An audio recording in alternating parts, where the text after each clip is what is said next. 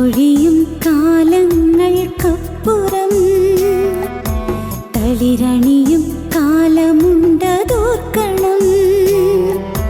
കവിളിലൂടൊഴുകുന്ന കണ്ണീരിനപ്പുറം പുഞ്ചിരിയുണ്ടെന്നതും ഓർക്കണം. പ്രത്യാശയോടെ നീ ദൈവത്തെ നോക്കിയാൽ ഉത്തരം നൽകുമെന്നറിഞ്ഞിടേണം. അവനുത്തരം നൽകുമെന്നറിഞ്ഞിടേണം. ഇല പൊഴിയും കാലങ്ങൾക്കപ്പുറം തളിരണിയും കാലമുണ്ടതോർക്കണം. കവിളിലൂടൊഴുകുന്ന കണ്ണീരിനപ്പുറം പുഞ്ചിരിയുണ്ടെന്നതും ഓർക്കണം.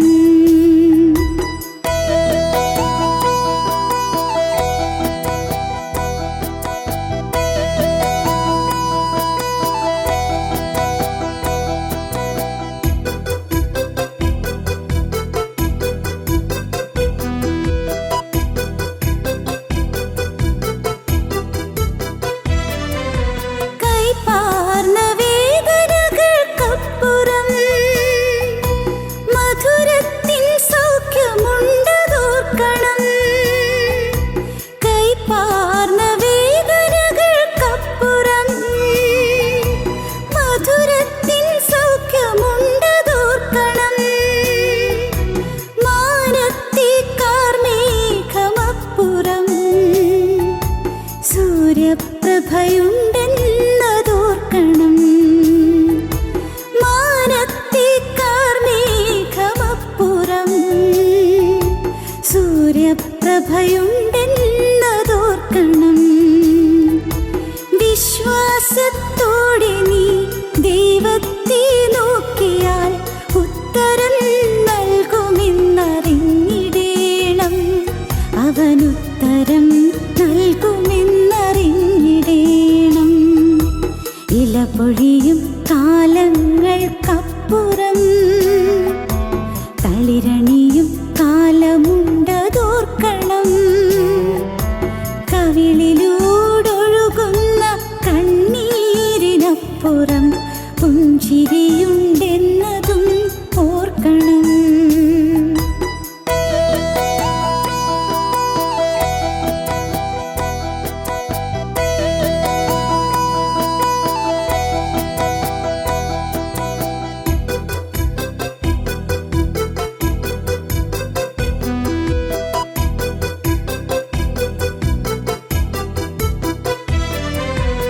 ഇരുളാർന്ന രാവുകൾക്കുമപ്പുറം പുലരി തൻ ശോഭയുണ്ടതോർക്കണം. ഇരുളാർന്ന രാവുകൾക്കുമപ്പുറം പുലരി തൻ ശോഭയുണ്ടതോർക്കണം.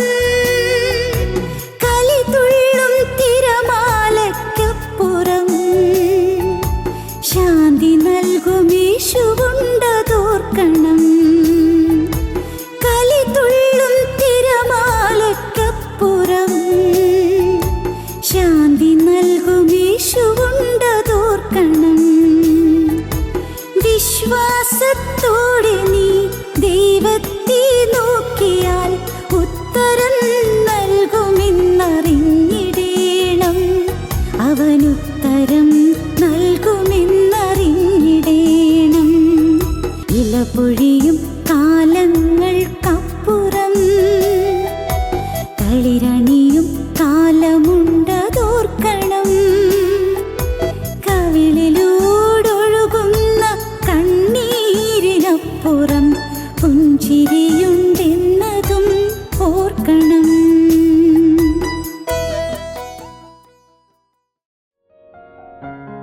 ഞങ്ങളും ക്രൂശിക്കപ്പെട്ട ക്രിസ്തുവിനെ പ്രസംഗിക്കുന്നു. ദൈവ തിരുനാമത്തിന് മഹത്വം ഉണ്ടാകട്ടെ. ഉൽപ്പത്തി പുസ്തകം 28-ാം അധ്യായം 12-ാം വാക്യം മുതൽ വായിക്കാം. അവനൊരു സ്വപ്നം കണ്ടു. ഇതാ ഭൂമിയിൽ വെച്ചിരിക്കുന്ന ഒരു കോവണി, അതിൻ്റെ തല സ്വർഗത്തോളം എത്തിയിരുന്നു. ദൈവത്തിൻ്റെ ദൂതന്മാർ അതിന്മേൽ കൂടി കയറുകയും ഇറങ്ങുകയുമായിരുന്നു. അതിന്മീതെ യഹോവ നിന്ന് അരുളി ചെയ്തത്, ഞാൻ നിന്റെ പിതാവായ അബ്രഹാമിൻ്റെ ദൈവവും ഇസഹാക്കിൻ്റെ ദൈവവുമായ യഹോവയാകുന്നു. നീ കിടക്കുന്ന ഭൂമിയെ ഞാൻ നിനക്കും നിന്റെ സന്തതിക്കും തരും. ദൈവത്തിന് സ്തോത്രം. യാക്കോവിന് ദൈവം പ്രത്യക്ഷപ്പെട്ടു. ദൈവം യാക്കോവിന് വെളിപ്പെട്ടു. യാക്കോവിനോട് ദൈവം സംസാരിച്ചു. അതൊരു വലിയ അത്ഭുതമാണ്. സ്വർഗത്തിലെ ദൈവം ഭൂമിയിലെ മനുഷ്യനോട് സംസാരിക്കുക, അങ്ങനെ ഉണ്ടാകുമോ? ദൈവം മനുഷ്യനോട് സംസാരിക്കുക. ദൈവം ആരാണ്? നിത്യോന്നതനാണ്, നിത്യപരിശുദ്ധനാണ്, ഒരിടത്ത് ഒതുങ്ങാത്തവനാണ്. ആകാശവും ഭൂമിയും തൻ്റെ മഹത്വം കൊണ്ട് നിറഞ്ഞിരിക്കുന്നവനാണ്. നാം അങ്ങനെയാണല്ലോ പ്രാർത്ഥിക്കുന്നത്. ആകാശവും ഭൂമിയും തൻ്റെ സ്തുതികളുകൊണ്ട് നിറഞ്ഞിരിക്കുന്ന ബലവാനായ ദൈവം തമ്പുരാൻ പരിശുദ്ധൻ പരിശുദ്ധൻ പരിശുദ്ധൻ, ഉയരങ്ങളിൽ സ്തുതി. നാം അങ്ങനെ പ്രാർത്ഥിക്കും. തൻ്റെ മഹത്വം കൊണ്ട് ആകാശം നിറഞ്ഞിരിക്കുന്നു, ഭൂമി നിറഞ്ഞിരിക്കുന്നു. സ്വർഗീയ സേനകൾ അവനെ നിരന്തരം ആരാധിക്കുന്നു. 6 ചിറകുള്ള ശ്രോഫയമാലാഖമാർ 2 ചിറകുകൊണ്ട് മുഖം മൂടി, 2 ചിറകുകൊണ്ട് കാല് മൂടി, 2 ചിറകുകൊണ്ട് പറന്നു നിന്ന് സൈന്യങ്ങളുടെ ദൈവമായ യഹോവ പരിശുദ്ധൻ പരിശുദ്ധൻ പരിശുദ്ധനെന്ന് നിരന്തരം ആഘോഷിച്ച് പാടിക്കൊണ്ടിരിക്കുന്നു. തേജോമയനായ ദൈവം, അഗ്നിമയന്മാർ വിറയലോടെ ആരാധിക്കുന്ന ദൈവം, തീക്കടുത്ത ദൈവം, ആർക്കും ഒരു നാളും കാണാൻ സാധ്യമല്ലാത്തനായ ദൈവം, ഈ ദൈവം ആത്മാവാകും ദൈവം, അരൂപിയാകും ദൈവം, അദൃശ്യനായ ദൈവം, അസ്പൃശ്യനായ ദൈവം, സ്പർശിക്കാൻ സാധ്യമല്ലാത്ത ദൈവം, ഈ ജീവനുള്ള ദൈവം ഒരു മനുഷ്യനെ പ്രത്യക്ഷപ്പെടുക, ഒരു മനുഷ്യനോട് സംസാരിക്കുക. അതൊരു അത്ഭുതമാണ്. അതൊരു ചരിത്രത്തിലെ അത്ഭുതമാണ്. പ്രിയപ്പെട്ടവരെ, നിങ്ങൾ ഇത് കേൾക്കുമ്പോൾ വളരെ നിസ്സാരതയിൽ, എളിമയിൽ പറയണം, കർത്താവേ, ഇന്ന് ഞാൻ ഈ വാക്കുകളെ കേട്ടുകൊണ്ടിരിക്കുമ്പോൾ ദൈവം എനിക്ക് പ്രത്യക്ഷനാകുന്നു എന്ന് അനുഭവിക്കാനൊരു ഭാഗ്യം എനിക്ക് തരണമെന്ന് നിങ്ങൾ പറയണം. ദൈവം എനിക്ക് പ്രത്യക്ഷനായി എന്ന്, ദൈവം എനിക്ക് വെളിപ്പെട്ടു എന്ന്. കർത്താവെ, മറഞ്ഞിരുന്ന ഏതെല്ലാമോ മാറാലകളെല്ലാം മാറി ഒരു പുതിയ വെളിച്ചം എനിക്ക് കിട്ടിയെന്ന്, ഏതെല്ലാമോ ചില വേണ്ടാത്തതായ മറകളെല്ലാം കീറി മാറി എനിക്കൊരു പുതിയ വെളിച്ചം കിട്ടിയെന്ന് ഒരനുഭവം എനിക്ക് തരണം. മറ്റാരും പറഞ്ഞിട്ടല്ല, ഏതെങ്കിലും പ്രസംഗം കേട്ടിട്ടുമല്ല, ഏതെങ്കിലും പുസ്തകം വായിച്ചിട്ടുമല്ല. എനിക്ക് വ്യക്തിപരമായി കർത്താവേ, ഞാൻ ഈ വാക്കുകളെ കേട്ടുകൊണ്ടിരിക്കുമ്പോൾ തന്നെ ജീവനുള്ള ദൈവം എനിക്ക് പ്രത്യക്ഷനായിരിക്കുന്നു എന്ന് അനുഭവിക്കാനുള്ള ഒരു അസുലഭ ഭാഗ്യം എനിക്ക് തരണമേ. നിങ്ങൾ പ്രാർത്ഥിക്കൂ. ദൈവത്തിന് സ്തോത്രം. ദൈവം യാക്കോബിന് പ്രത്യക്ഷനായി. നൂറ്റാണ്ടുകൾക്ക് മുൻപ് യാക്കോബിന് പ്രത്യക്ഷനായ ദൈവം, പ്രിയപ്പെട്ടവരെ, നിങ്ങൾക്ക് ഇന്ന് ഇപ്പോൾ പ്രത്യക്ഷനാകാൻ അവിടത്തേക്ക് തിരുമനസ്സായിരിക്കുകയാണ്. ദൈവത്തിന് സ്തോത്രം. ഇതൊന്നും നിങ്ങൾ വെറുതെ കേട്ടു പോകരുത്. ഇതിപ്പോൾ നിങ്ങളുടെ ജീവിതത്തിൽ, നിങ്ങളുടെ മുന്നിൽ ഈ ദൈവം പ്രത്യക്ഷനായിരിക്കുകയാണ്. നിങ്ങൾ വിശ്വസിക്കുക. കരുണയുള്ള കർത്താവേ, ഇതെന്തൊരു അത്ഭുതം! യാക്കോബ് അത്ഭുതപ്പെട്ടു. ഗോവണി, സ്വർഗത്തോളം എത്തുന്ന ഗോവണി, അതിന് മീതെ യഹോവ നിന്ന് സംസാരിക്കുന്നു. എന്താണ് കേൾക്കുന്നത്? വചനമാണ് കേൾക്കുന്നത്. വചനം വാഗ്ദത്തമാണ്. വാഗ്ദത്ത വചനം കേൾക്കുകയാണ്. ദൈവത്തിൻ്റെ അരുളപ്പാട് കേൾക്കുകയാണ്. വാഗ്ദത്ത വചനം. ദൈവത്തിന് സ്തോത്രം. എന്താണ് പറഞ്ഞത്? തുടങ്ങുന്നത് ദൈവം തന്നെ പരിചയപ്പെടുത്തിക്കൊണ്ടാണ്. ദൈവം തന്നെ പരിചയപ്പെടുത്തുന്നു. യാക്കോവിനെ ദൈവം പരിചയപ്പെടുത്തുമ്പോൾ യാക്കോവിന് പരിചയമുള്ള കാര്യങ്ങളാണ് ദൈവം പറയുന്നത്. എന്താണ് പരിചയമുള്ള കാര്യം? യാക്കോവിന് ദൈവം തന്നെ പരിചയപ്പെടുത്തുമ്പോൾ അപ്പൻ്റെ പേരിലാണ് പരിചയപ്പെടുത്തുന്നത്. അപ്പൻ്റെയും അപ്പൻ്റെയും പേരിൽ. അത് യാക്കോവിനറിയാം. പെട്ടെന്ന് ഓർമ്മ വരും. കാരണം യാക്കോവിൻ്റെ ജീവിതത്തിൽ ആദ്യത്തെ 15 വയസ്സ് വരെ അപ്പൻ്റെ അപ്പനായ അബ്രഹാമിൻ്റെ കൂടെ ജീവിച്ചിട്ടുണ്ട്. അബ്രഹാമിൻ്റെ വാക്കുകൾ കേട്ടിട്ടുണ്ട്. അബ്രഹാമിൻ്റെ വിവരണങ്ങൾ കേട്ടിട്ടുണ്ട്. അബ്രഹാം പിതാവിന് പ്രത്യക്ഷപ്പെട്ട ദൈവത്തെക്കുറിച്ച് പറയുന്നതല്ല യാക്കോബ് കേട്ടിട്ടുണ്ട്. അന്ന് ഒരു കൊച്ചുകുട്ടി, 15 വയസ്സ് വരെയുള്ള കുട്ടിക്ക് എന്ത് മനസ്സിലാകാനാണ്? അവന് മനസ്സിലാകുന്നിടത്തോളം അവൻ കൊതിവ് കൊണ്ട് കേട്ടിരുന്നിട്ടുണ്ട്. എന്തെല്ലാം അനുഭവങ്ങളാണ് അപ്പൻ്റെ അപ്പൻ ഈ പറയുന്നത്? അബ്രഹാം പിതാവ് ഏതെല്ലാം കാര്യങ്ങളാണ് ഈ പറയുന്നത്? ഓരോന്ന് പറയുമ്പോഴെല്ലാം ഇങ്ങനെ അത്ഭുതം വിടർത്തിയ കണ്ണുകളോടെ അവനിങ്ങനെ കേട്ടിരിക്കുകയാണ്. അവനിടയ്ക്ക് അവൻ അമ്പരപ്പോടെ നോക്കും, ചിലപ്പോൾ അതിശയത്തോടെ നോക്കും, ചിലപ്പോൾ ഭയപ്പാടോടെ നോക്കും, ചിലപ്പോൾ അപ്പനെ അവൻ കെട്ടിപ്പിടിച്ചുകൊണ്ടിരിക്കും. അവന് ഒന്നും മനസ്സിലാകുന്നില്ല. യാക്കോബ് അന്ന് കൊച്ചുകുട്ടിയാണ്. എന്നാൽ അവൻ്റെ ജീവിതത്തിൽ നേരിട്ട് ഈ അനുഭവം കിട്ടുകയാണ്. പിതാക്കന്മാർക്ക് കിട്ടിയ അനുഭവം അവന് കിട്ടുകയാണ്. ദൈവത്തിന് സ്തോത്രം. പൂർവ്വ പിതാക്കന്മാർക്ക് കിട്ടിയ അനുഗ്രഹം, പൂർവ്വ പിതാക്കന്മാർക്ക് കിട്ടിയ അനുഭവം മകനെ നിനക്ക് തരുവാൻ ദൈവത്തിന് തിരുമനസ്സാണ്. പൂർവ്വ പിതാക്കന്മാർ അനുഭവിച്ചിരുന്നു, പൂർവിക പുണ്യപിതാക്കന്മാർ അനുഭവിച്ചിരുന്നു. അവരുടെ കാൽനഖേന്ദുമരീചികളെ, ആ വാക്ക് നിങ്ങൾക്ക് മനസ്സിലായി കാണുകയില്ല, അവരുടെ കാൽപ്പാടുകളെ പിന്തുടരുവാൻ നമുക്കിന്ന് ഒരു ഭാഗ്യം ലഭിച്ചിരിക്കുകയാണ്. പൂർവ്വപിതാക്കന്മാർ, നാം ഒരു നവീകരണമല്ല നാം ഘോഷിക്കുന്നത്, നാം ഒരു പൂർവീകരണമാണ് പറയുന്നത്. റീ ഓറിയൻറ്റേഷനാണ് നാം ആഗ്രഹിക്കുന്നത്, റിഫർമേഷൻ അല്ല നാം ഇന്ന് പ്രഘോഷിക്കുന്നത്. നാം ഒരു നവീകരണത്തിൻ്റെ പാതയിലല്ല, നേരെ മറിച്ച് പൂർവീകരണത്തിൻ്റെ പാതയിലാണ്. പഴയകാല പിതാക്കന്മാർ അനുഭവിച്ചതായ സമ്പത്ത്, പഴയകാല പിതാക്കന്മാർ നേടിയെടുത്തതായ സ്വത്ത്, അതെന്ത് എന്ന് അനുഭവിക്കാനുള്ള മഹാഭാഗ്യമാണ് വക്രതയും കോട്ടമുള്ള തലമുറയിലുള്ള നമുക്ക് കർത്താവ് ദാനമായി തന്നിരിക്കുന്നത്. ഞാൻ നിന്റെ പിതാവായ അബ്രഹാമിൻ്റെ ദൈവവും ഇസ്ഹാക്കിൻ്റെ ദൈവവുമാകുന്നെന്ന് യാക്കോവിനെ പരിചയപ്പെടുത്തിക്കൊണ്ട് ദൈവം തന്നെ യാക്കോവിന് വെളിപ്പെട്ടു. ദൈവത്തിന് സ്തോത്രം. നമുക്ക് വായിക്കാം. ഓണിയുടെ മീതെ യഹോവ നിന്ന് അരുളി ചെയ്തത് ഒന്നുകൂടി വായിക്കാം. അതിന്മീതെ യഹോവ നിന്ന് അരുളി ചെയ്തത്, ഞാൻ നിന്റെ പിതാവായ അബ്രഹാമിന്റെ ദൈവവും ഇസഹാക്കിന്റെ ദൈവമായ യഹോവയാകുന്നു. നീ കിടക്കുന്ന ഭൂമിയെ ഞാൻ നിനക്കും നിന്റെ സന്തതിക്കും തരും. കുറേയേറെ കാര്യങ്ങൾ നമുക്ക് ധ്യാനിക്കാനുണ്ട് ഇവിടെ, കുറേയേറെ കാര്യങ്ങൾ. ഓരോന്നോരോന്ന് ധ്യാനിച്ച് വരുമ്പോൾ നാം അങ്ങ് രോമാഞ്ചമണിയും. ദൈവത്തിന് സ്തോത്രം. ഈ ഭാഗം വായിക്കുമ്പോൾ പെട്ടെന്ന് മനസ്സിലേക്ക് വരുന്നത് യാക്കോവിന് 7 പ്രത്യക്ഷതകൾ ഉണ്ടായിട്ടുണ്ട് എന്നാണ്. ഈ സമയത്ത് ഇവിടെ യാക്കോവ് ആ ബേർശേബ മരുഭൂമിയിൽ ആ പ്രത്യേക സ്ഥലത്ത് എത്തിയപ്പോൾ ഉണ്ടായ പ്രത്യക്ഷതയ്ക്ക് ശേഷം പിന്നീട് യാക്കോവിൻ്റെ ജീവിതത്തിൽ 7 പ്രാവശ്യം ദൈവം പ്രത്യക്ഷപ്പെട്ടിട്ടുണ്ട്. 7 പ്രത്യക്ഷതകൾ. ദൈവത്തിന് സ്തോത്രം. കൂടെ ദൈവം പ്രത്യക്ഷപ്പെടുന്നു. ഓരോരോ സമയങ്ങളിൽ ദൈവം പ്രത്യക്ഷപ്പെടുന്നു.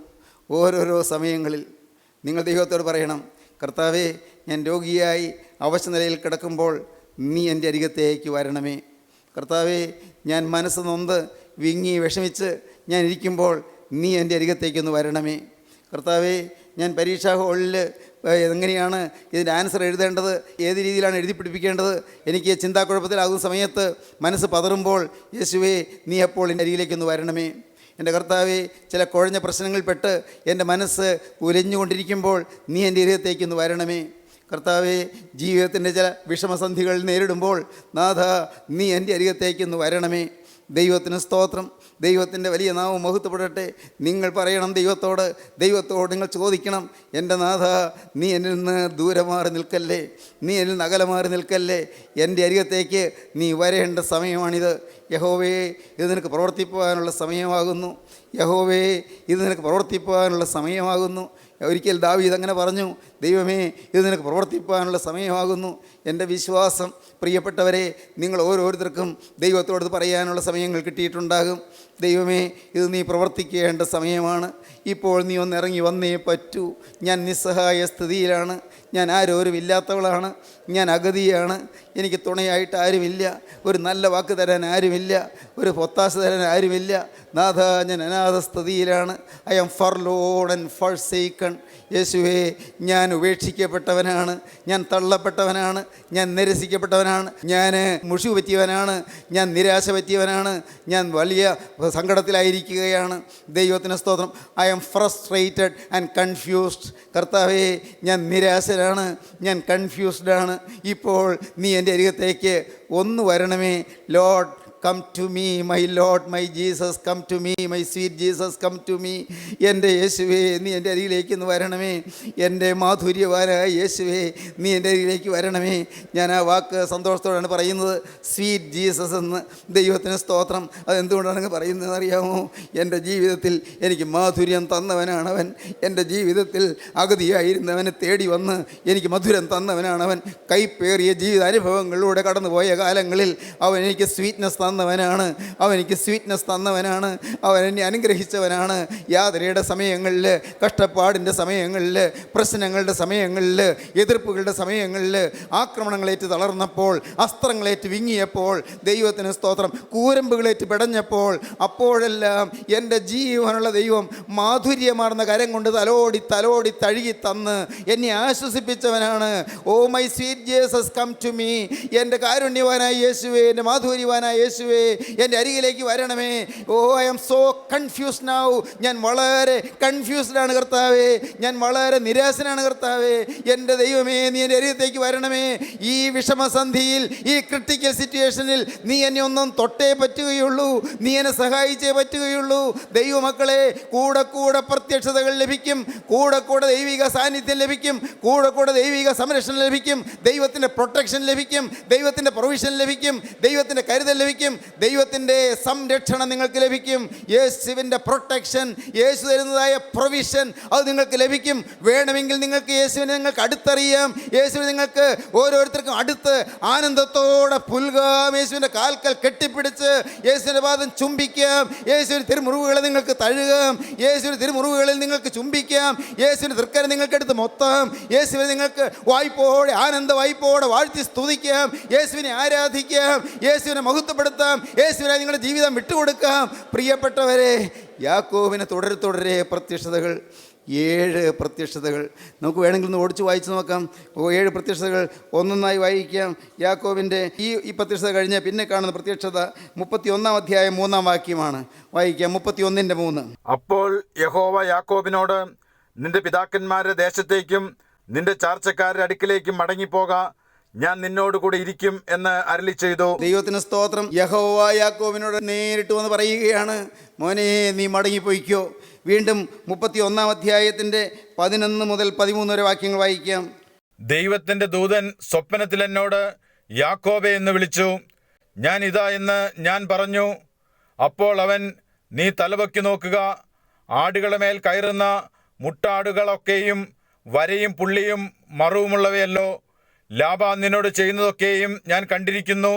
നീ തൂണിനെ അഭിഷേകം ചെയ്യുകയും എന്നോട് നേർച്ച നേരുകയും ചെയ്ത സ്ഥലമായ ബേഥേലിന്റെ ദൈവമാകുന്നു ഞാൻ. പഴയ കാര്യങ്ങൾ ഓർമ്മപ്പെടുത്തുകയാണ്.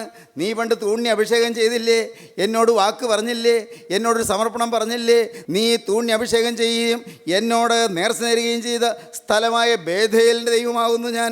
പഴയ ഓർമ്മപ്പെടുത്തിക്കൊണ്ട് യാക്കോബിന് പ്രത്യക്ഷപ്പെടുകയാണ്. വീണ്ടും 32-ാം അധ്യായം 1-2 വാക്യങ്ങൾ വായിക്കാം. യാക്കോബ് തന്റെ വഴിക്ക് പോയി, ദൈവത്തിന്റെ ദൂതന്മാർ അവന്റെ എതിരെ വന്നു. ദൈവം പ്രത്യക്ഷനാവുകയാണ്. 32-ാം അധ്യായം 24-ാം വാക്യം. അപ്പോൾ ഒരു പുരുഷൻ ഉഷസാകുവോളം അവനോട് മല്ലുപിടിച്ചു. യാക്കോബിനോട് മല്ലുപിടിച്ചു. അവനെ ജയിക്കയില്ല എന്ന് കണ്ടപ്പോൾ അവൻ അവന്റെ തുടയുടെ തടം തൊട്ടു. അവന്റെ തുടയുടെ തടം തൊട്ടു. ദൈവത്തിന് സ്തോത്രം. വീണ്ടും നമുക്ക് വായിക്കാം 30-ാം വാക്യം. അതിൽ തന്നെ 30-ാം വാക്യം. ഞാൻ ദൈവത്തെ മുഖാമുഖമായി കണ്ടിട്ടും, ആ പുരുഷൻ ആരാണെന്ന് പറയുന്നു, ഞാൻ ദൈവത്തെ മുഖാമുഖമായി കണ്ടിട്ടും എനിക്ക് ജീവഹാനി വന്നില്ല എന്ന് യാക്കോബ് പറഞ്ഞു. അനന്തരം ദൈവം യാക്കോബിനോട്, നീ പുറപ്പെട്ട് ബേഥേലിൽ ചെന്ന് പാർക്ക. നിന്റെ സഹോദരനായ ഏശാവിന്റെ മുമ്പിൽ നിന്ന് നീ ഓടിപ്പോകുമ്പോൾ നിനക്ക് പ്രത്യക്ഷനായ ദൈവത്തിന് അന്ന് വർഷങ്ങൾക്ക് മുമ്പ്, 20 വർഷം മുമ്പ് നിനക്ക് പ്രത്യക്ഷനായ ദൈവത്തിന് അവിടെ ഒരു യാഗപീഠം ഉണ്ടാക്കുക എന്ന് കൽപ്പിച്ചു. നീ വീണ്ടും ഒരു യാഗപീഠം ഉണ്ടാക്കുക എന്ന് പറഞ്ഞ ദൈവം പ്രത്യക്ഷനായി.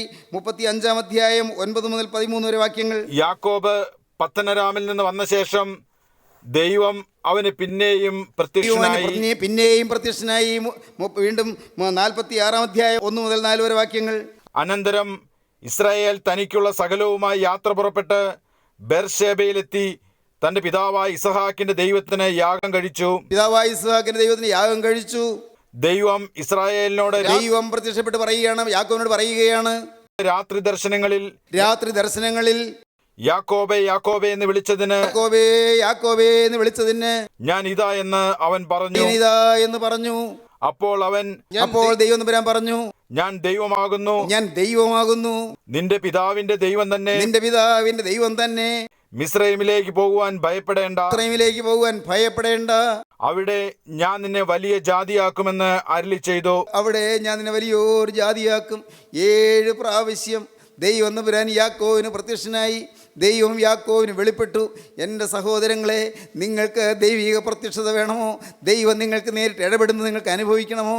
ദൈവത്തിൻ്റെ വചനത്തിൽ കൂടി ദൈവം നിങ്ങൾക്ക് പ്രത്യക്ഷനാകുന്നു. ദൈവത്തിൻ്റെ വചനത്തിൽ കൂടി, ദൈവത്തിൻ്റെ ശബ്ദത്തിൽ കൂടി ജീവനുള്ള ദൈവം നമുക്ക് പ്രത്യക്ഷനാകുന്നു. അവൻ നമ്മോട് ഇടപെടുന്നു. അവൻ നമ്മെ പഴയ കാര്യങ്ങൾ ഓർമ്മപ്പെടുത്തുന്നു. പഴയ കഥകൾ നമ്മെ ഓർമ്മപ്പെടുത്തുന്നു. പണ്ടത്തെ സമർപ്പണത്തിൻ്റെ കാര്യം ഓർമ്മപ്പെടുത്തുന്നു. പണ്ടത്തെ നേർച്ചയുടെ കാര്യം ഓർമ്മപ്പെടുത്തുന്നു. പണ്ട് നേർച്ച നേർന്നതായ സ്ഥലത്തിൻ്റെ കാര്യം ഓർമ്മപ്പെടുത്തുന്നു. പണ്ട് പ്രതിഷ്ഠിച്ചതായ ബേഥേലിൻ്റെ കാര്യം ഓർമ്മപ്പെടുത്തുന്നു. പണ്ട് യാഗം കഴിച്ചതും യാഗപീഠം പണിതതുമായ സ്ഥലത്തിൻ്റെ കാര്യം ഓർമ്മപ്പെടുത്തുന്നു. പണ്ട് ദൈവത്തോട് ഉടമ്പടി ചെയ്തതായ സ്ഥലത്തിൻ്റെ കാര്യം ഓർമ്മപ്പെടുത്തുന്നു. പഴയ കാര്യം ഓർമ്മപ്പെടുത്തിയിട്ട് വീണ്ടും വീണ്ടും വാഗ്ദത്തങ്ങൾ പുതുക്കി തരുന്നു. ദൈവം വാഗ്ദത്തം തരുന്നവനാണ്. ദൈവത്തിന് സ്തോത്രം. സ്നേഹിതരെ, നിങ്ങൾക്ക് ഇപ്പോൾ ദൈവം ചില വാഗ്ദത്തങ്ങൾ തരികയാണ്. കർത്താവിന് സ്തോത്രം. അന്ത്യത്തോളം നിങ്ങളോട് കൂടെ ഇരിക്കാമെന്ന്. നിങ്ങൾക്ക് പ്രതീക്ഷയില്ലാത്ത കാര്യങ്ങളാണ്. അല്പം പോലും പ്രതീക്ഷയില്ല. ഇതാ തീരാൻ പോവുകയാണെന്നാണ് വിചാരിച്ചത്. യാക്കോബിന് അങ്ങനെയായിരുന്നു. ഈ യാത്ര തീരുമെന്ന് പ്രതീക്ഷയില്ല. യാത്ര അങ്ങ് എത്തുമെന്ന് പ്രതീക്ഷയില്ല. ഹാരാനിലെത്തുമെന്ന് പ്രതീക്ഷയില്ല. നാളെയെക്കുറിച്ച് യാതൊരു പ്രതീക്ഷയുമില്ലാതെ, ആയുസ്സിനെക്കുറിച്ച് ഇനി ഒരു പ്രതീക്ഷയില്ലാതെ, ഇനി ഒരു ആരോഗ്യം ലഭിക്കുമോ എന്ന് ഒരു പ്രതീക്ഷയുമില്ലാതെ, ഇനി എനിക്ക് ഒരു നല്ല കാലം കിട്ടുമോ എന്ന് ഒരു പ്രതീക്ഷയുമില്ലാതെ മനസ്സ് വിങ്ങി വലഞ്ഞിരിക്കുന്ന എൻ്റെ ബഹുമാന്യ സ്നേഹിതരെ, നിങ്ങളോട് പറയട്ടെ, പ്രതീക്ഷയില്ലാതിരിക്കുമ്പോൾ ദൈവം തമ്പുരാൻ പറയുന്നതാണെന്നറിയാമോ? നിനക്ക് ഞാൻ പ്രതീക്ഷ തരികയാണെന്നാണ്. നിനക്ക് ഞാൻ വാഗ്ദാനങ്ങൾ തരികയാണെന്നാണ്. നിനക്ക് ചില പുത്തൻ പ്രതീക്ഷകൾ നിനക്ക് ഉണർത്തി തരാമെന്നാണ് പറയുന്നത്. ദൈവത്തിന് സ്തോത്രം. പുതിയ അനുഭവങ്ങൾ നിനക്ക് തരാമെന്നാണ് പറയുന്നത്. പുതിയ കാഴ്ചപ്പാട് നിനക്ക് തരാമെന്നാണ് പറയുന്നത്. പുതിയ വഴികളിലൂടെ നിന്നെ കൊണ്ടുപോകാമെന്നാണ് പറയുന്നത്. പുതിയ അനുഭവങ്ങളിലേക്ക് നിന്നെ നയിക്കാമെന്നാണ് പറയുന്നത്. അനുഗ്രഹീതമായ അനുഭവങ്ങൾ നിനക്ക് തരാമെന്ന് പറഞ്ഞുകൊണ്ട് സ്വർഗത്തിലെ ദൈവം നിൻ്റെ അരികിലേക്ക് വന്ന് നിന്നെ തലോടുകയാണ്, നിന്നെ താങ്ങുകയാണ്. തളരാതെ, നീ ഉലയാതെ, നീ വാടാതെ മകനെ, നിന്നെ അവൻ മാറോട് അടക്കി പിടിക്കുകയാണ്. നിന്നെ അവൻ ചേർത്തണയ്ക്കുകയാണ്. മകളെ, അവൻ തൻ്റെ കരം നിൻ്റെ ശിരസിൽ വയ്ക്കുകയാണ്. അവൻ നിന്നെ ആശ്വസിപ്പിക്കുകയാണ്. നിൻ്റെ കണ്ണുനീര് തുടച്ചു തരികയാണ്. നിന്റെ ദുഃഖഭാരങ്ങൾ അകറ്റി തരികയാണ്. നിന്റെ മാനസിക ക്ലേശങ്ങൾ ദൂരീകരിച്ച് തരികയാണ്. സമാധാനം നിനക്ക് നിറവടിയായി പകർന്നു തരികയാണ്. ദൈവം എന്താണ് പറഞ്ഞത്? 28-ാം അധ്യായം 13-ാം വാക്യം മുതൽ വായിക്കാം. അതിന്മീതെ യഹോവ നിന്ന് അരുളി ചെയ്തത്, ഞാൻ നിന്റെ പിതാവായ അബ്രഹാമിന്റെ ദൈവവും ഇസഹാക്കിന്റെ ദൈവവുമായ യഹോവയാകുന്നു. നീ കിടക്കുന്ന ഭൂമിയെ ഞാൻ നിനക്കും നിന്റെ സന്തതിക്കും തരും. യാക്കോബ് അത്ഭുതപ്പെട്ടു. എന്താ പറഞ്ഞത്? തീരാണെന്നല്ലേ വിചാരിച്ചത്? ഈ ഉള്ളവന് ഇനിയുണ്ടോ? ഒരു വിവാഹം കിട്ടാൻ പോകുന്നു, മക്കളുണ്ടാകാൻ പോകുന്നു. അതൊന്നും ചിന്തിക്കാൻ പോലും സാധ്യമല്ലല്ലോ. അതിലെ പ്രതീക്ഷകളൊക്കെ തീർന്ന കാര്യമല്ലേ? അപ്പോഴാണ് ദൈവം പറയുന്നത്, ഈ ഭൂമിയെ നിനക്ക് തരും, പിന്നെ നിൻ്റെ സന്തതിക്കും തരും. അപ്പോൾ സന്തതി ഉണ്ടാകുമോന്നോ? അപ്പോൾ കാര്യം ഗൗരവമാണല്ലോ. ഇങ്ങനെ പ്രതീക്ഷയില്ലല്ലോ. എനിക്കിനി ഒരു മക്കളുണ്ടാകുമോ? എനിക്കൊരു വിവാഹം ഉണ്ടാകുമോ? എനിക്കൊരു ഭാവിയുണ്ടോ? ഇതല്ലേ ചിന്തിച്ചിരുന്നത്? ദൈവ പൈതലേ, നീ കേൾക്കൂ. നിൻ്റെ പ്രതീക്ഷകളെല്ലാം തകർന്നിരിക്കുമ്പോൾ സ്വർഗത്തിലെ ദൈവം ചില പുതുനാമ്പുകൾ നിനക്ക് കിളിർപ്പിച്ച് തരികയാണ്. ആശയുടെ പുതു കിരണങ്ങൾ നിനക്ക് തരികയാണ്. ദൈവത്തിന് സ്തോത്രം. ഇനിയുണ്ടോ ഈ കടം തീരാൻ പോകുന്നു? ഈ കടം ഇത് ഞാൻ മരിച്ചാലും തീരുമോ? എൻ്റെ മക്കളുടെ കാലം തീരുമോ? ഇതല്ലേ നീ ചിന്തിച്ചുകൊണ്ടിരുന്നത്? ദൈവത്തിന് സ്തോത്രം. ദൈവത്തിൻ്റെ വലിയ നാമം മഹത്വപ്പെടട്ടെ. എൻ്റെ ജീവനുള്ള ദൈവം ഇന്ന് നിങ്ങളെ സന്ധിക്കുന്ന ദിവസമാണ്. നിങ്ങളെ സന്ദർശിക്കുന്ന ദിവസമാണ്. നിങ്ങളെ അനുഗ്രഹിക്കുന്ന ദിവസമാണ്. നിങ്ങളെ തലോടുന്ന ദിവസമാണ്. നിങ്ങളെ സന്ദർശിച്ച് അനുഗ്രഹിക്കുന്ന ദിവസമാണ്. പ്രിയപ്പെട്ടവരെ, നീ കിടക്കുന്ന ഈ ഭൂമി ഞാൻ നിനക്കും നിൻ്റെ സന്തതിക്കും തരും. ദൈവത്തിന് സ്തോത്രം. ഒന്നാമത്തെ വാഗ്ദത്തം അതാണ്. ഈ നീ കിടക്കുന്ന ഭൂമിയെ ഞാൻ നിനക്കും നിൻ്റെ സന്തതിക്കും തരും. ദൈവത്തിന് സ്തോത്രം. നിൻ്റെ സന്തതി ഭൂമിയിലെ പൊടി പോലെയാകും. രണ്ടാമത്തെ വാഗ്ദത്തം. 1-2 മക്കളല്ല, ഭൂമിയിലെ പൊടി പോലെ, പൂഴി പോലെ സന്തതി പരമ്പരകൾ നിനക്കുണ്ടാകും. പണ്ട് 12-ാം അധ്യായത്തിൽ ഉൽപ്പത്തി പുസ്തകത്തിൽ യാക്കോവിൻ്റെ അപ്പൻ്റെ അപ്പനായ അബ്രഹാമിന് കൊടുത്ത 7 വാഗ്ദത്തങ്ങൾ പോലെ യാക്കോവിനും 7 വാഗ്ദത്തങ്ങൾ തരികയാണ്. 12-ാം അധ്യായം പഠിച്ചപ്പോൾ നാം അത് കണ്ടതാണ്. അബ്രഹാമിന് 7 വാഗ്ദത്തങ്ങൾ ലഭിച്ചു. ഇവിടെ ഇതാ യാക്കോവിനും 7 വാഗ്ദത്തങ്ങൾ ലഭിച്ചു. 7 പൂർണ്ണതയെ കാണിക്കുന്നു. പൂർണ്ണമായ വാഗ്ദത്തങ്ങൾ, പൂർണ്ണമായ നിറവേറിയ വാഗ്ദത്തങ്ങൾ, നിറവുറ്റ വാഗ്ദാനങ്ങൾ ദൈവം നമുക്ക് തരികയാണ്. അപ്പൻ്റെ അപ്പന് കൊടുത്തു വാഗ്ദത്തം. അതേ ദൈവം മാറ്റമില്ലാത്തവനാണ്. ആ ദൈവം നിനക്കും വാഗ്ദത്തം തരികയാണ്. ദൈവത്തിന് സ്തോത്രം. അപ്പൻ്റെ അപ്പൻ കടന്നുപോയി, മക്വേല ഗുഹയിൽ വിശ്രമിക്കുകയാണ്. പക്ഷേ ഇന്ന് അപ്പൻ്റെ അപ്പൻ ഭൂമിയിലില്ല. എന്നിട്ടും യാക്കോവിന് വാഗ്ദാനങ്ങൾ അതേപോലെ തന്നെ പുതുക്കി കൊടുക്കുകയാണ്. നമ്മുടെ പൂർവ്വപിതാക്കന്മാർ അക്ഷരപ്രകാരം ശാരീരികമായി നമ്മുടെ കൂടെ ഇല്ല, എങ്കിലും നമുക്ക് വാഗ്ദാനങ്ങൾ, പൂർവ്വപിതാക്കന്മാരെ അനുഗ്രഹിച്ച വാഗ്ദാനങ്ങൾ അവൻ നമുക്കും തരികയാണ്. ദൈവത്തിന് സ്തോത്രം. ഈ നല്ലവനായ ദൈവത്തെ നിങ്ങൾ മറക്കരുതേ എന്ന് ഞാൻ പറയട്ടെ. ഈ ദൈവത്തെ നിങ്ങൾ മറന്നു കളയരുതേ. വാഗ്ദാനങ്ങൾ തരും ദൈവം, സ്നേഹത്തിൻ്റെ വാഗ്ദാനങ്ങൾ തരും ദൈവം, കരുതലിൻ്റെ വാഗ്ദാനങ്ങൾ തരും ദൈവം. പ്രോമിസസ് ദൈവം നമുക്ക് വേണ്ടി കരുതി വെച്ചിരിക്കുന്നു. Promises and provisions and protections ദൈവം നമുക്ക് വേണ്ടി കരുതി വെച്ചിരിക്കുന്നു. ദൈവം വാഗ്ദാനങ്ങൾ കരുതി വെച്ചിരിക്കുന്നു. ദൈവം കരുതൽ കരുതി വെച്ചിരിക്കുന്നു. ദൈവം സംരക്ഷണം കരുതി വെച്ചിരിക്കുന്നു. നമുക്ക് ദൈവം സേഫ്റ്റി കരുതി വെച്ചിരിക്കുന്നു. സുരക്ഷിതത്വം കരുതി വെച്ചിരിക്കുന്നു. ദൈവം നമ്മെ കരുതുന്നു, നമ്മെ കാക്കും ദൈവം, നമ്മെ കരുതും ദൈവം. നിങ്ങളെന്ത് പറയുന്നു പ്രിയപ്പെട്ടവരെ? നിങ്ങൾക്ക് ഈ ദൈവത്തെ നിങ്ങൾക്ക് അടുത്ത് കിട്ടിയോ? കർത്താവിന് സ്തോത്രം. ദൈവത്തെ നിങ്ങൾ പരിചയപ്പെട്ടോ? ദൈവത്തിൻ്റെ വലിയ നാമം മഹത്വപ്പെടട്ടെ. ദൈവത്തിന് സ്തോത്രം. ദൈവം ഉണ്ടായെന്നുള്ള തെളിവ് എന്താണെന്ന് അറിയാമോ? വേറെ തെളിവൊന്നും തേടി പോകണ്ട. ഈ ഞാൻ പ്രാർത്ഥിക്കുമ്പോൾ പ്രാർത്ഥന കേൾക്കുന്ന ദൈവം എൻ്റെ അരികത്ത് വരുന്നു എന്നുള്ളത് അത് അനുഭവിക്കുന്നതാണ് ഏറ്റവും വലിയ തെളിവ്. ദൈവത്തിന് സ്തോത്രം. വേറെ തെളിവൊന്നും തേടി പോകണ്ട. നിങ്ങളുടെ ജീവിതത്തിൽ ഹൃദയം ദൈവം മാറ്റിത്തരും. ആ ദൈവം കർത്താവായ യേശു ക്രിസ്തുവാണ്. കർത്താവായ യേശു ക്രിസ്തു നിങ്ങളുടെ ഹൃദയത്തിൽ സമാധാനം തരും. കർത്താവായ യേശു ക്രിസ്തു നിങ്ങൾക്ക് വേണ്ടി ജീവൻ വെടിഞ്ഞവനാണ്. കർത്താവായ യേശു ക്രിസ്തു നിങ്ങൾക്ക് വേണ്ടി തിരുരക്തം ചിന്തിയവനാണ്. കർത്താവായ യേശു ക്രിസ്തു നിങ്ങൾക്ക് വേണ്ടി കുറ്റമില്ലാത്ത രക്തം ഒഴുക്കിയവനാണ്. കർത്താവായ യേശു ക്രിസ്തു നിങ്ങൾക്ക് വേണ്ടി കന്നത്തടി ഏറ്റവനാണ്. കർത്താവായ യേശു ക്രിസ്തു പ്രിയപ്പെട്ടവരെ നിങ്ങൾക്ക് വേണ്ടി മുഖത്തുനിന്ന് രോമങ്ങൾ പിഴുതെടുക്കുവാൻ തന്നെ വിട്ടുകൊടുത്തവനാണ്. അവൻ മുഖത്ത് തുപ്പലേറ്റവനാണ്. അവന് ശിരസിൽ മുള്ളുടി വെച്ചവനാണ്. അവൻ്റെ കൈകാലുകൾ തുളയ്ക്കപ്പെട്ടതാണ്. അവന് ചെങ്കൽ കുന്തം കൊണ്ട് കുത്തി, അവൻ്റെ പുറൊഴുചാല് പോലെ കീറി, അവൻ്റെ ശരീരം വിണ്ടു കീറി, അവൻ്റെ ശരീരം ഇതാ തിണർത്തിരിക്കുന്നു. അവൻ്റെ അടിപ്പിണരുകളാൽ നമുക്ക് സൗഖ്യം വന്നിരിക്കുന്നു. നിങ്ങൾ വിശ്വസിക്കൂ. ഈ യേശുവിനെ ആര് കൈക്കൊള്ളുന്നുവോ, ഈ യേശുവിനെ ഹൃദയത്തിലേക്ക് ആര് സ്വീകരിക്കുന്നുവോ, അവരുടെ ഹൃദയം മാറും, അവരുടെ ജീവിതം പ്രസന്നമാകും, അവരുടെ ജീവിതം പ്രശോഭിതമാകും, അവരുടെ ജീവിതം പ്രഫുല്ലമാകും, അവരുടെ ജീവിതം വിടർന്നു വരും, അവരുടെ ജീവിതം വികസിച്ചു വരും, അവരുടെ ജീവിതം അനുഗ്രഹീതമായി തീരും. യേശുവിനെ കൈക്കൊള്ളുവീൻ, യേശുവിനെ സ്വീകരിപ്പീൻ, യേശുവിനെ തിരുരക്തത്താലുള്ള കഴുകൽ പ്രാപിപ്പീൻ. യേശുവിൻ്റെ തിരുരക്തം നിങ്ങളെ കഴുകട്ടെ, യേശുവിൻ്റെ തിരുരക്തം നിങ്ങളെ കഴുകി വെടിപ്പാക്കട്ടെ, യേശുവിൻ്റെ തിരുരക്തം നിങ്ങൾക്ക് ശുദ്ധീകരണം തരട്ടെ, യേശു ക്രിസ്തുവിൻ്റെ തിരുരക്തം നിങ്ങളെ രൂപാന്തരപ്പെടുത്തട്ടെ, യേശു ക്രിസ്തുവിൻ്റെ തിരുരക്തം നിങ്ങൾക്ക് പുതിയ ഹൃദയം തരട്ടെ. ദൈവം നിങ്ങളെ അനുഗ്രഹിക്കട്ടെ. നമുക്ക് പ്രാർത്ഥിക്കാം. കരുണയുള്ള കർത്താവേ, ഈ നല്ല സമയത്തിനായി ഞങ്ങൾ നിന്നെ സ്തുതിക്കുന്നു. അവിടുത്തെ സ്നേഹത്തിൻ്റെ ദൂതുകൾക്കായി ഞങ്ങൾ നിന്നെ സ്തോത്രം ചെയ്യുന്നു. കുരിശിൽ വെളിപ്പെടുത്തിയ സ്നേഹം കർത്താവേ, സ്വന്തം ജീവൻ വെടിഞ്ഞ് ഞങ്ങൾ സ്നേഹിച്ച സ്നേഹം, ഇന്നും ഞങ്ങൾക്ക് വേണ്ടി വാദിക്കുന്ന സ്നേഹം, ആ സ്വർഗീയ സ്നേഹത്തിന് മുൻപിൽ ഞങ്ങളെ തന്നെ അടിയറവയ്ക്കുന്നു. കർത്താവെ അനുഗ്രഹിക്കണമേ, എല്ലാവരെയും കഴുകണമേ, എല്ലാവരെയും വിശുദ്ധീകരിക്കണമേ, ഭാരങ്ങൾ മാറ്റണമേ. കർത്താവെ രോഗങ്ങൾ സൗഖ്യമാക്കണമേ, മനോഭാരങ്ങളും മനസ്സിലെ ആകുലങ്ങളും മാറ്റണമേ. എല്ലാവരെയും തൃക്കരം വെച്ച് ആശീർവദിക്കണമേ, ഭാവി ശോഭനമാക്കണമേ. കർത്താവെ യുവജനങ്ങളെ എൻ്റെ കർത്താവിൻ്റെ വഴിയിലേക്ക് തിരിക്കണമേ. അനേക യുവാക്കന്മാർ വഴിതെറ്റി പോകുന്നല്ലോ കർത്താവെ. സത്യപാതയിലേക്ക് യുവജനങ്ങൾ തിരിയുവാൻ ഇടയാക്കണമേ. കർത്താവെ കുടുംബത്തിൽ സമാധാനം ഉണ്ടാകണമേ, കുടുംബ സമാധാനം എല്ലാവർക്കും നൽകണമേ. എല്ലാ നന്മകളാൽ നിറയ്ക്കണമേ. സ്നേഹത്താൽ ഞങ്ങൾ എല്ലാവരെയും പൊതിയണമേ. തിരുനാമം മഹത്വപ്പെടുത്തണമേ. യേശുവിൻ നാമത്തിൽ തന്നെ ആമീൻ. ഹല്ലേലൂയ.